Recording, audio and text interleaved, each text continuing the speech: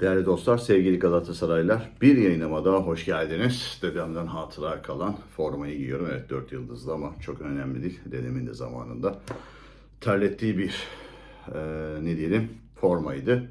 O yüzden de bu sarı kırmızı forma, Metin Oktay forması benim için de çok değerli. Bunun varyasyonları var, farklı ama çok da dert değil. Efendim, çok heyecanlıyız.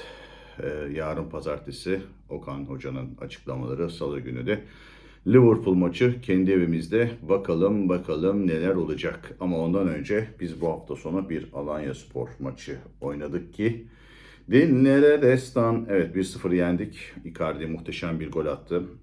Singo inanılmaz güzel bir adam geçerek asist yaptı. Gözümüzün pası silindi. Lakin ne diyeyim yani maçın son 20 dakikası mı diyeyim, maçın genel temposu mu diyeyim, genel durumu mu diyeyim, buna siz ne derseniz deyin. El Fecaat, El Fecir durumundaydı. El Fecaat ve El Fecir durumundaki bu maçın analizini nasıl yapacağımla ilgili hiçbir fikrim yok açıkça söylemek gerekirse. İstatistiki olarak 3-5 bir şeye bakmak istiyorum. Tabii burada gene takım değerleri, kadro değerlerinin, kadro maliyetlerinin çok önemli olduğunu düşünen değerli Galatasaraylı taraftarlar için hemen veriyorum değerleri. 171,5 milyon avro bizim, 12,4 milyon avro da rakibin maliyeti. Yani değeri diyelim, maliyeti diyelim, ne dersiniz deyin. Rakibin Yao Pereira diye daha önce Trabzon'da oynamış bir hoca, genç bir hoca. Bizde de gene Galatasaray'da daha önce forma giymiş değerli rekortmen teknik direktörümüz Okan Buruk'la çıktık. Alanyaspor'un sahasındaki, bu arada Alanyaspor'un sahası inanılmaz kötü. İnanılmaz kötü. Hava şartları zorlayıcı. Bunları hepsi kabul ediyorum. Hiçbir sıkıntı yok. Efendim şöyle hızlıca Uğurcan, Davinson Sanchez, Eren Elmalı, Abdülkadir Bardakçı, Singo, Salahi, Sara, Sane, Torreira, Icardi, Barış Alper Yılmaz'la çıktık. Hazır olup olmadığı ve hala sakatlık efektleri kurtulmadığı, kilo olup almadığı ve kilo alsa dahi çok başarılı performans gösterdiği Icardi'nin forvetiyle, Uğurcan Çakır'ın kalesiyle bu sefer benim daha önce de söylediğim, hocanın bunu mutlaka yapacak dediğim ve yaptığı üçlü defans kurgusuyla çıktık. Aynen de benim yazdığım gibi oldu. Apo, Sanchez, Singo. Bunu zaten yazmıştım.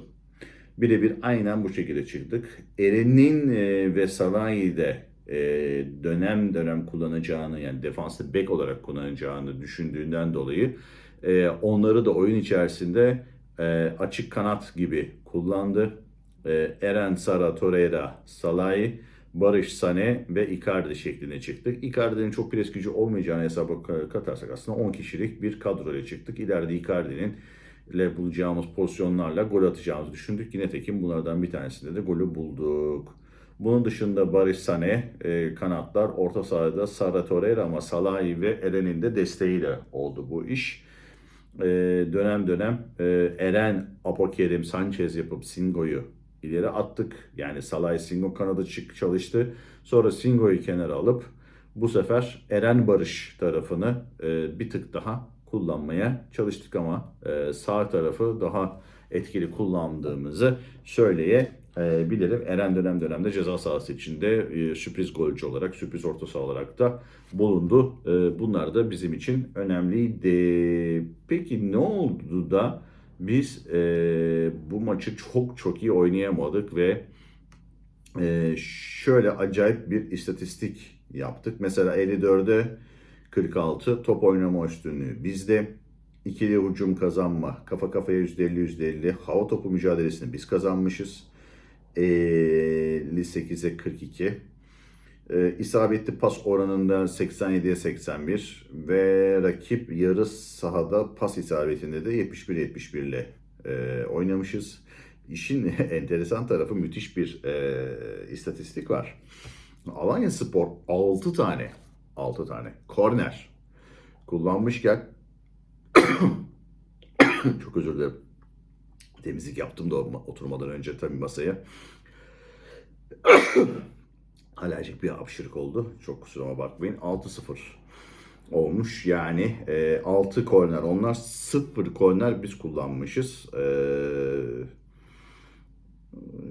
Uzak savunmada 40 topu biz uzaklanmışız. 17 top onlar uzaklaştırmış. 10 pas arası biz yapmışız. 5 pas arası onlar yapmış. 58-57 top kapma başarısı.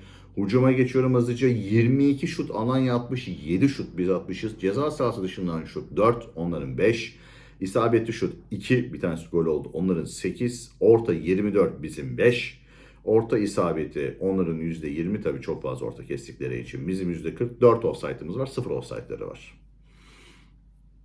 Şimdi durum böyle olunca yaptığımız ikinci yarı değişikliklerle beraber ki bir tanesi Torreira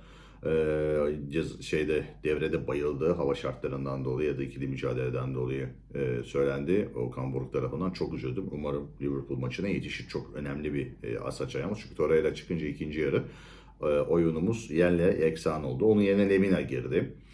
Daha sonra 63'te iki değişiklik yaptık. Sarayla Bardakçı'yı aldık ve İlkay Gündoğan'la İsmail Jakobs'u oyuna attık.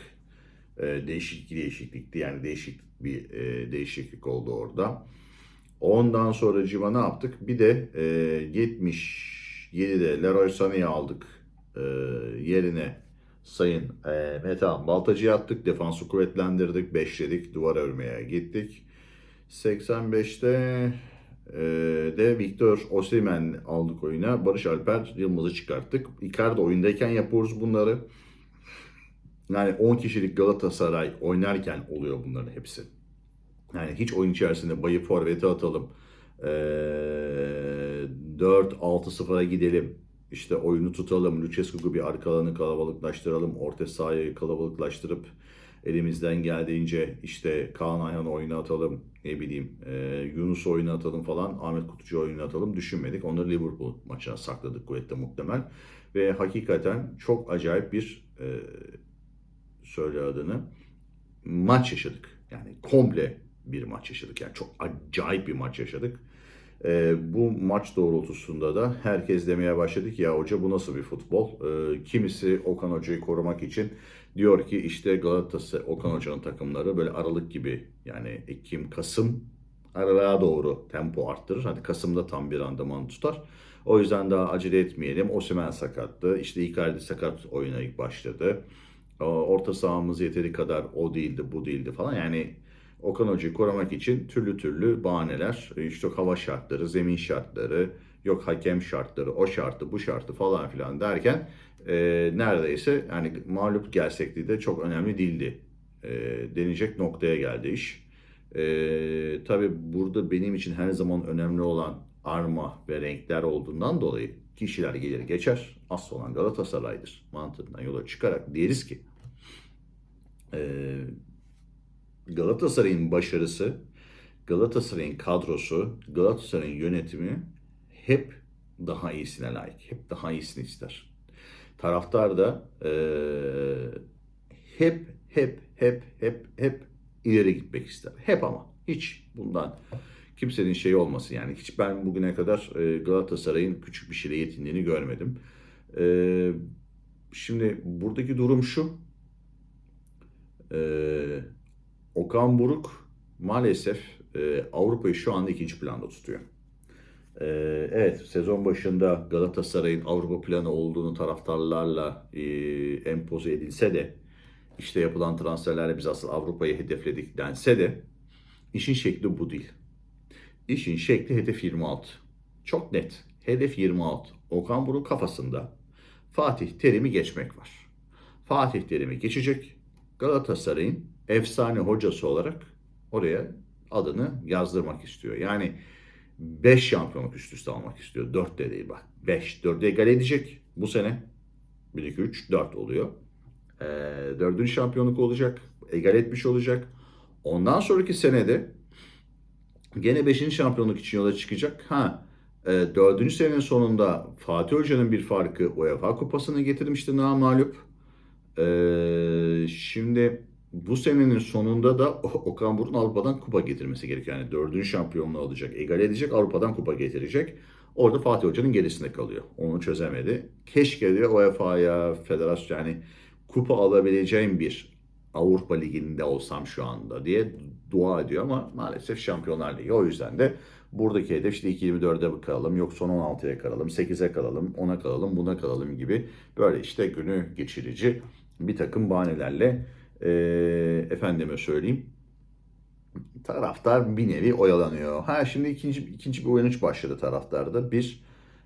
Sayın Abdullah Kavukçu'nun artık orada olmaması gerektiği ve Okan Buruk'un da artık yanına yardımcılar alması gerektiği hep söyleniyordu.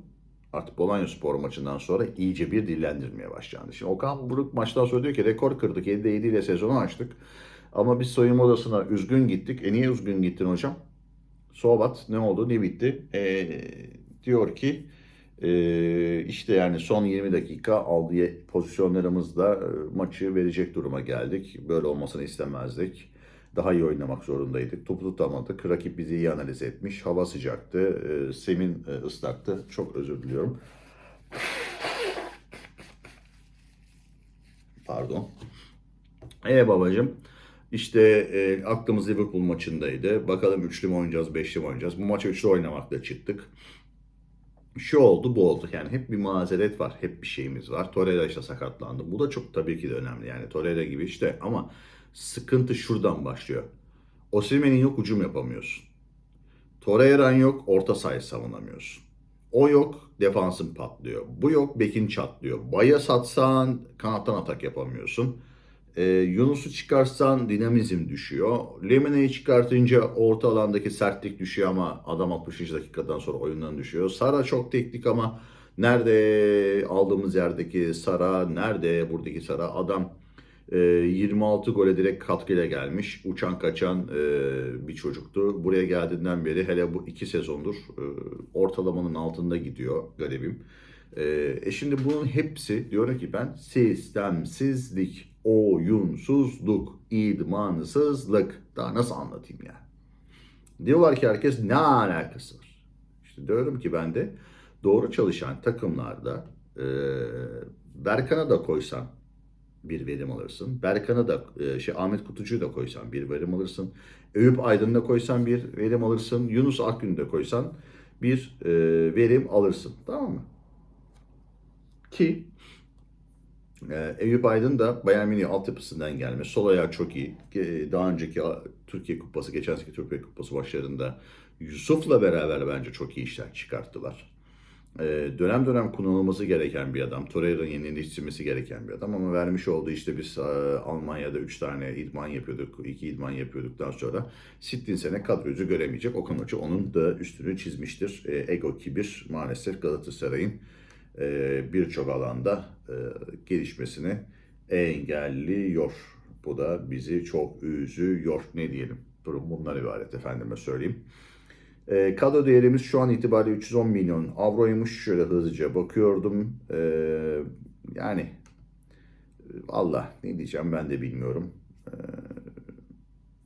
Söyleyecek çok da bir şeyim var mı? Açıkça söylemek gerekirse yok, kötü oynuyoruz. Kötü oynamaya da devam edeceğiz. Liverpool maçında Allah diyor hepimizi korusun diyor. Peki. Allah hepimizi korusun ama Allah korumasıyla olmuyor bu. Yani duayla olmuyor bu işler. Önce demiş ki Allah ben size kafa verdim. Çalışın, çabalayın, aklınızı kullanın, yeteneklerinizi kullanın. En son gelin bana sığının. Ama biz ilk ona sığınıyoruz. Orada çok büyük bir hata yapıyoruz. Arda'yı hiç göremiyoruz oyunlarda. Arda kötü bir şey oynamadı çocuk. Ama oyunlara atılmıyor nedense. Bakalım. Ali Turat Bülbül galiba o kiraladık biz o çocuğu. İlkay Günden, Berkan Kutlu, Yunus Akgün, Yusuf Demir. Yani ne diyeyim ki? Vallahi bilmiyorum. Yazık. Yazık. Yani şu hani bir de şimdi herkes şuna kızıyor. Efendim sezon başında Okan Buruk demiş ki bu kadro tamam. Elimizden gelen herkese aldık. E, Değişik paralar harcayacağımıza, çok para harcayacağımıza nokta atış isimli kaliteli transferler yaptık. Hatırlarsanız hep beraber söylemişti. Ondan sonracığıma bu çocuklarla devam ediyoruz, devam edeceğiz. Ben bu bende demişti Avrupa. Bakalım Avrupa sende mi, bende mi, kimde bilmiyorum. Onu da ayrıyetten bir ara göreceğiz. Ee, Yani futbolumuz ümit vermiyor. Ben de bugün yazdım, dedim ki lütfen Marco'yu Paizo muydu işte, altyapı için gelen bir Marco var şu anda Başakşehir'de. Lütfen onu ve Wolfs'u çağır geri koy. Orhan Atiye bir tane altyapı şeyi kuralım. U16 okulu kur. Orada orta gole devam etsin. Takımdan uzaklaştır. Abdullah Kavukçu'yu da uzaklaştır ya da dursun ama yanına bir yardımcı Marco Bey işte onun yanına ilişsin. İşte Marco Abdullah Bey'le ilişsin, Wolves bize ilişsin. Marco'yla Wolves iki tane de yanına yardımcı bulsun. İşte bir atletik performans antrenörü, işte bir maç oyuncu geliştirmeleri falan filan. Bir iki kişi daha iliştirirlerse şu kadroya gözüm iyi olur. Bak niye bunu söyledim biliyor musun Okan Hocam? Şimdi bu isimleri al. Yazma baba. Yazma ya. Bir yere yazma yani. Tamam. İdmanda onlar çalıştırsın. Hatta ve hatta bunları tribüne at. Galatasaray'la da ilgili hiçbir şey giydirme. Taraftar gibi sanki birisinin akrabası gibi de o şeylerin kulübenin arkasına oturt. Tamam mı? Kulübe ya da bir locaya oturt.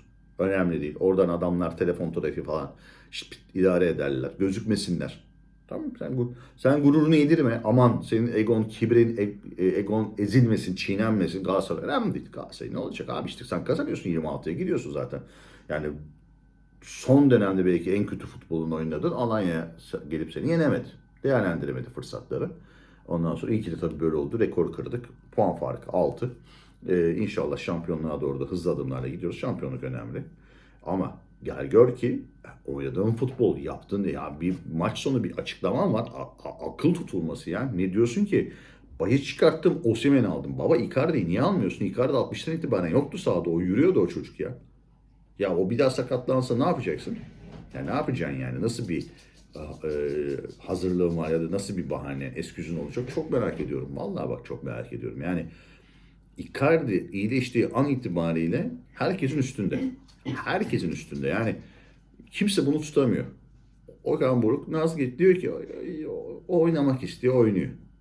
Oynamak istemezse oynamıyor. Oynamak isterse oynuyor. Canı ne isterse onu yapıyor. Böyle iş yok ya abi. Ha, böyle bir şey yok ki. Diyorsun ki ben Bay'ı çıkarttım, Osimhen'i aldım, onu denemek istedim. Bay'ın yerinde diyorsun. Performans vermesini bekledim diyorsun. Bay nereye bakıyor? O sırada sağ kanada bakıyor. Sağ tarafta ve sol tarafta elek olmuş.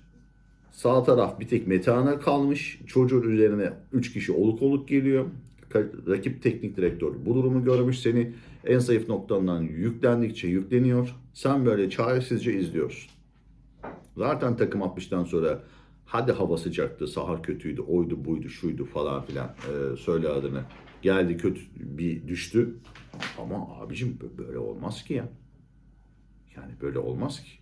Böyle de yapılmaz ki. Gözünü seveyim. Vallahi bilmiyorum yani. Gerçekten bilmiyorum. Dediğim gibi yani oyun felaket. İlerisi için umut vermiyor.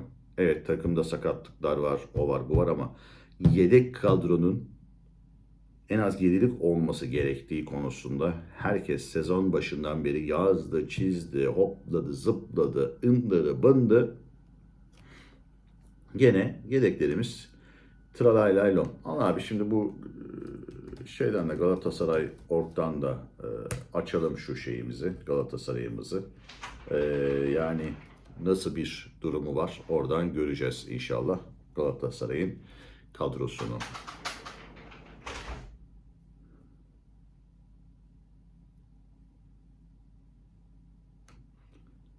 Arkadan gürültüler geldi. Eşim girdi çıktı. Kusura bakmayın. Oluyor böyle şeyler. Evliyseniz ya sessiz oda yapacaksınız ya gecenin bir vakti yapsanız bile yatmamış olabiliyorlar. Yapacak bir şey yok. Evet. Nerede bakalım bizim takım işte. Ah burada duruyor. Gökdeniz Kürpüz, İlkay Gündoğan, Roland Salay, Yusuf Demir, Ahmet Kutucu, Yunus Akgün, Leroy Sané, yukarıda desem. Bu bizim Eyüp nerede ya? Eyüp'ü biz sattık mı? Ben bunu kaçırdım mı ya? Allah Allah. Eyüp'ü biz birisine mi verdik ya? Aa, çok enteresan babalar. Dur bakayım, ben bunu kaçırmış olamam ya.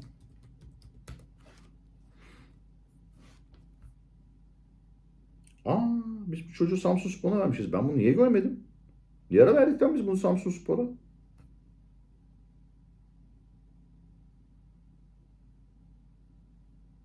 Emin miyiz bunu biz verdiğimizi? Ben bu transfer haberini hiç hatırlamıyorum ya.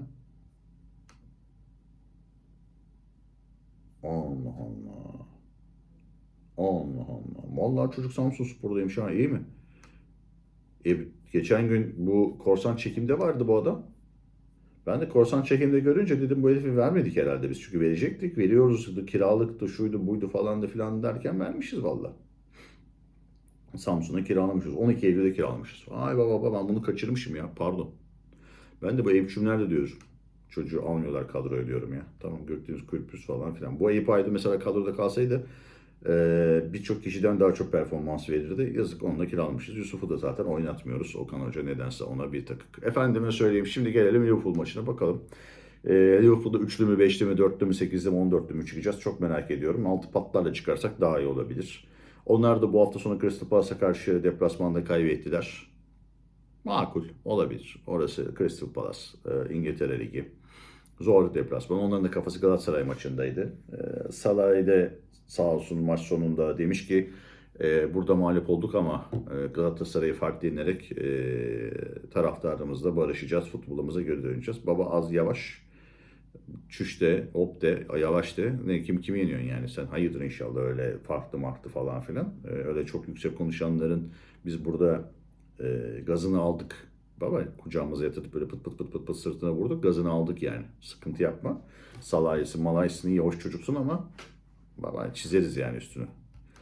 Bir akşamda çizerler üstünü, baba yapma. Galatasaray'la oynanmaz. Çok Galatasaray'la oynayanların da çocuğu olmaz. Gözünü seveyim. Bize bulaşma, bize ilişme. Sonra birbirimizi üzmeyelim. Dediğim gibi. Efendime söyleyeyim. Başka ne yaptık? Başka ne yaptık? Vallahi işte dediğim gibi babalar. Ee, ya bu takımı doğrultacağız ya da bu takımı doğrultacağız baba. Ben bir de şeyi söyleyecektim. Çok pardon, onu da unuttum. Bunu hep dönem dönem söylüyorum. Sosyal medyada bugün de Cemalettin Bey okudum. Cemal isimli hesap. Hikmet kardeşimiz var. Müthiş yorumlar yapıyor Galatasaray'la ilgili. Kaan kardeşimiz var. Müthiş yorumlar yapıyor Galatasaray'la ilgili. Ben bunları çok önemli buluyorum. Yaptıkları yorumları. Çok iyi analizler yapıyorlar. Serdar Kelleci, Sayın Serdar Kelleci hakeza öyle. Çok iyi yorumlar yapıyor. Birçok çok iyi yorum yapan Galatasaraylı var. Bu işe emek veren Galatasaray. Alper zaten biliyorsunuz daha önceden de Galatasaray televizyonunda çıkıyordu. Ve söyleyin adını, şu anda İngiltere'de yaşıyor. O da elinden geldiğince iyi işler yapıyor. Yani bizim sırtımız yere gelmez. Yani Galatasaray'ın eğitimli insan havuzu inanılmaz derecede fazla. Bak, inanılmaz derecede büyük. Sır şunlar, şu insanlardan, işte Gökhanlar da var. Yani ismini hatırlayamadım şu anda, kusura bakmasınlar, takip ettiğim bir mesaj açtım. Birçok arkadaş var sosyal medyada analiz işini, Galatasaray'a kafa yorma işini çok çok çok iyi yapan. İşte Liverpool'un nasıl hatak yapacağını, nereden zayıf olduğunu, nasıl hücum edilmesi gerektiğini, bizim zayıf ve artı yönlerimizi, onu bunu falan. Durum böyle olunca da şimdi o insanlar e, ne diyelim? Hani şimdi Okan Burak'a dedi der ki orta saha transfer yap, 14 kişi mi oynayacağım dedi. Üçlü mü beşli mi oynayacağım, size ne, istediğimle oynarım. Bu çok ilgilendiren bir durum değil. Biz ucuma çıktık mı ikili defans kalıyoruz zaten. Arkaya ikili bırakıyorum dedi. Efendime söyleyeyim, kondisyon anlamında düşüksün dediklerinde hiç öyle bir şey yok dendi. Biz gayet memnunuz. Hatta bir arada şey vardı, geçen sene bunu sürekli söyleyip duruyordu. 60-65'te şey düşüyor, Torreira düşüyor. Tam oyundan alacak gibi oluyorum. Bir anda tekrardan coşuyor, hopluyor, zıplıyor ve bizi çekip çeviriyor falan. Dünya üzerinde böyle bir teknik direktör açıklaması var mı? Gerçekten bilmiyorum. Varsa da anlamıyorum. Benim anlamadığım şeyler. Dediğim gibi Galatasaray olarak bizim çok çok çok rahat. 2-3 tane yardımcıyla ve bu arkadaşlardan kurulacak, yani bu sosyal medyada çok iyi analiz yapan Galatasaray sevdalılarına vereceğimiz 3 kuruş ücretle, çünkü 3 kuruş diyorum, kusura bakmasın, hani para verilecek para onlar için kuvvetle muhtemel büyük. Avrupa'da, İngiltere'de mesela 15 bin pound falan alıyorlarmış. İşte Türkiye'de de 15 bin pound'a denk gelecek bir rakam olmasa da gene Türkiye'de onları rahat yaşatacak iyi bir aylık gelirle maaş olur bunlara. Maç başı olur ama onları da emekli maaşı gibi değil, yani iyi bir müdür maaşından bahsediyorum. Önemli bir maaştan bahsediyorum. Yani 200-300 bin liralarla, atıyorum. Anlatabiliyor muyum? Aylık verilecek paralarla bu insanlar size 3 milyon, 4 milyonluk, 5 milyonluk, 10 milyonluk değer katabilir. Daha bile fazla değer katabilir. Oyuncu bulmak var. Rakip analizi var. Senin analizin var. Yani her şeyi yapıyorlar, açıkça söylemek gerekirse. Onlardan da inşallah günün birinde değerlendiririz ki buna şu aralar çok ihtiyacımız var. Çünkü Okan Hoca'nın ve yönetimin aklındaki, ben şampiyon olduğum sürece yönetimde kalırım. Okan Hoca'nın da ben şampiyon olduğum sürece Galatasaray'ın teknik direktörü olur. Fatih Hoca'nın rekorunu kırarım şeklindeki düşüncelerini ancak bu şekilde ileri taşıyabiliriz. Yani ligde de rahat ederiz. Ocak ayında fişi çekeriz mesela Okan Hocam. Yani anladın mı? Yardımcıların değişir. Şöyle bir güzel avantajı var. Şubat'ta falan, yani hadi Mert diyelim, çünkü yapı mapı sapı falan şu. Ee, Orada fişi çekeriz baba. Yani iyi bir takım, 2 tane takım çalıştıracaksın. Müthiş olacak. Evet, Alanya faciası artık konuşulacak bir tarafı yok. Herkes her şeyi gördü. Herkes her şeyin farkında. Okan Buruk da her şeyin farkında. Şu an üstünde stres var. İşte bu stresleri yenmesi, taraftarlar arasında düzeltmesi, yardımcılarıyla ekstradan bir ne diyelim, efor sarf etmeden başarıya ulaşması için İrfan Hoca'nın yanına 2 kişi lazım. İrfan Hoca'yı da çöpe atmıyoruz. Kimse üzülmesin. Hani kimse de kusura bakmasın diyeceğim. Çünkü İrfan Hoca'nın gitmesini isteyenler var. Gitmesin, kalsın. Yok Fenerbahçeliymiş, yok şuymuş, buymuş, yetersizmiş. Öyle oluyor Okan Hocam. Yani bir noktadan sonra bir şeyleri değiştirmedikçe bu sefer yardımcılarına listesi böyle sayfa sayfa paylaşılıyor. İşte bu adamlar mı Galatasaray'ı çalıştırıyor?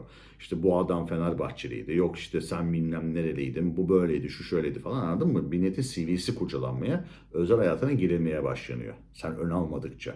Okey. Hani bir galibiyet aldım unutulacak zannediyorsun, unutulmuyor. Bak, sosyal medyada hala Cuma akşamından beri neredeyse ondan sonra şey var yani. Sürekli yazılıyor, çiziliyor. Yani Alanya maçı hala da hashtaglerde üst sıralarda kendine yer buluyor. Olacak iş değil yani. Olacak iş değil. Neyse. Bu bir taraftan da Arda Hoca'yı da tebrik ederim. Kalbim ona kırık olsa da yaptıklarından dolayı. Kalbim ona kırık olsa da yaptıklarından dolayı. Beynim onun çok iyi yerlere geleceğini söylüyor. Şu anda şartlarda şeye geldi. Liderliğe oturmuş durumda.